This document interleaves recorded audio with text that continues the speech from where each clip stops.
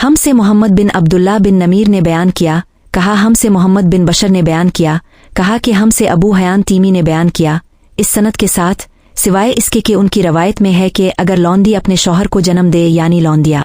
एक बाब इस्लाम ये किया है और इसकी खुसूसियात की वजाहत।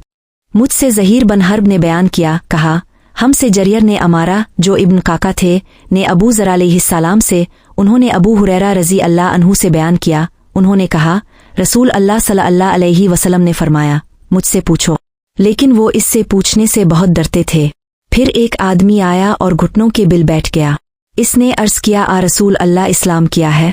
फरमाया अल्लाह के साथ किसी चीज़ को शरीक ना करना, नमाज कायम करना और ज़िकू देना, और वो रमज़ान के रोज़े रखता है।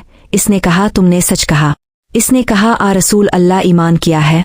अब सल्लल्लाहु अलैहि वसल्लम ने फरमाया, अल्लाह पर, इसके फरिश्तों पर, इसकी किताब पर, इससे मुलाकात पर, इसके रसूलों पर ईमान लाना, क़यामत पर ईमान लाना और तकदीर पर मुकम्मल ईमान रखना है।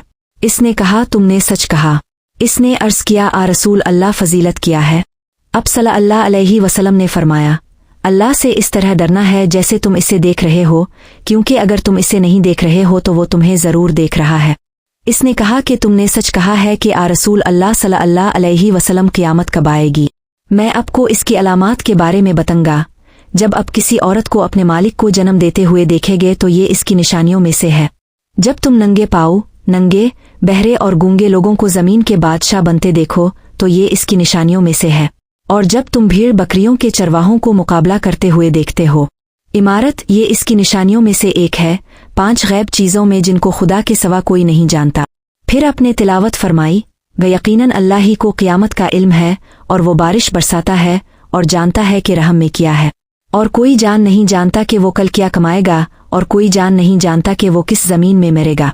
बेशक खुदा जानने वाला और बाखबर है। अपने फरमाया फिर वो शख्स खड़ा हुआ और रसूल अल्लाह सल्लल्लाहु अलैहि वसल्लम ने फरमाया, इसे मेरे पास वापस लाओ। चुनांचे उन्होंने इसे तलाश किया लेकिन वो ना मिले तो रसूल अल्लाह सल्लल्लाहु अलैहि वसल्लम ने फरमाया कि ये जिब्राइल थे। वो चाहता था कि तुम सीखो क्योंकि तुमने नहीं पूछा।